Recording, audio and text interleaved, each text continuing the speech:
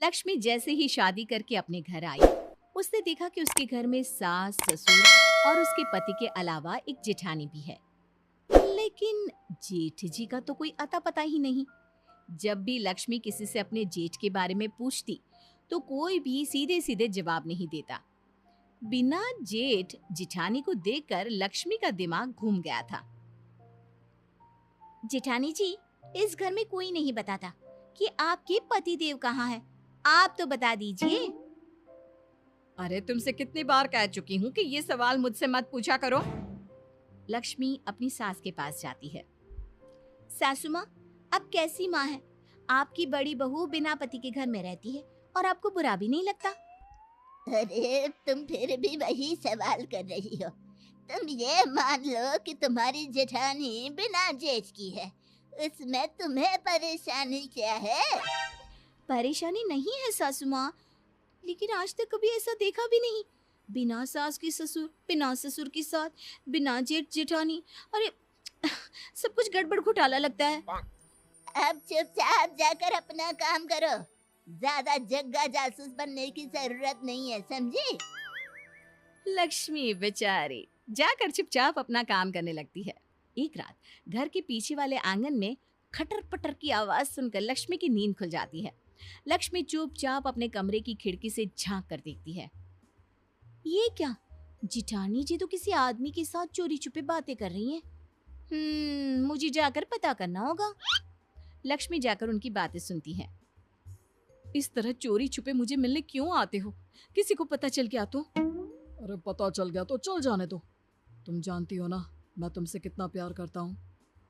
हाँ मैं जानती हूँ, लेकिन ये घर वाले तो नहीं जानते ना। अब हम और कितने दिन एक दूसरे से ऐसे ही दूर रहेंगे? क्या कर सकते हैं?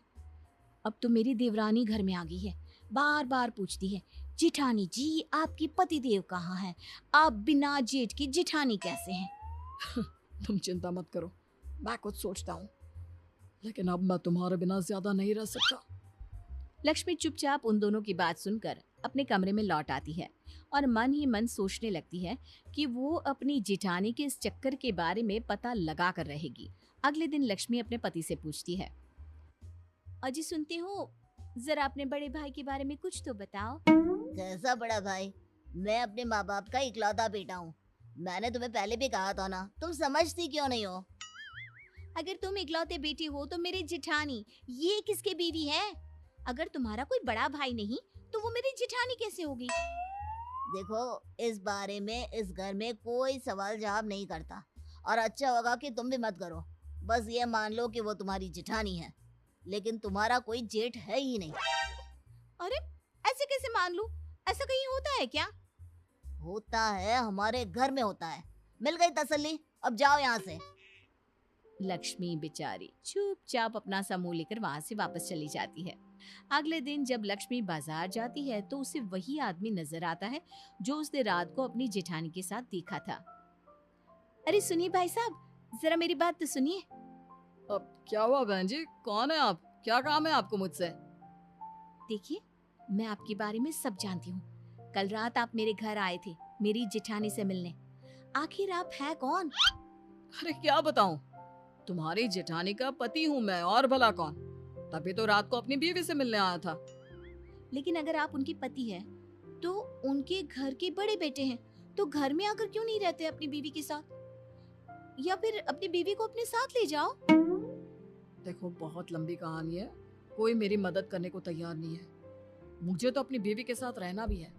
अच्छा, पहले तो ये बताओ कि तुम्हारे बारे में उस घर में कोई बात क्यों नहीं करता? अरे क्यों करेंगे, मेरा उस घर वालों से कोई लेना देना है ही नहीं। ये क्या बात हुई? जब मेरी जेठानी तुम्हारी बीवी है तो तुम मेरे जेठ हुए ना, उस घर के बड़े बेटे। अरे नहीं नहीं, यही तो कहानी में ट्विस्ट है। मैं तुम्हारी जेठानी का पति हूँ, लेकिन उस घर का बड़ा बेटा नहीं हूँ। हे भगवान, मैं पागल हो जाऊंगी। मेरे तो कुछ समझ में नहीं आ रहा। सीधे सीधे बताओ ना, बात क्या है? अब क्या बताऊं, कर्जा लिया था, कर्जा तुम्हारी सास से पूरे 25,000 का, वो मैं चुका नहीं पाया। हाँ तो अ, इसका तुम्हारी बीवी यानी मेरी जेठानी से क्या लेना देना? लेना देना तो है ही। तुम्हारी सास बहुत मक्कार औरत है, कहती है अगर मैं उसका कर्जा नहीं चुका पाया तो मेरी बीवी को अपने घर ले जाएगी और उससे काम करवाएगी, तब तक जब तक 25,000 का काम नहीं करवा लेती। ओह, तो इसका मतलब तुमने अपनी बीवी को गिरवी रख दिया है, वो भी मेरी सास के पास।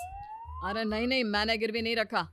तुम्हारी वो चालाक सास मेरी बीवी को अपने साथ ले गई है, दुनिया को दिखाने के लिए। कहती है कि घर की बहू की तरह रखती है।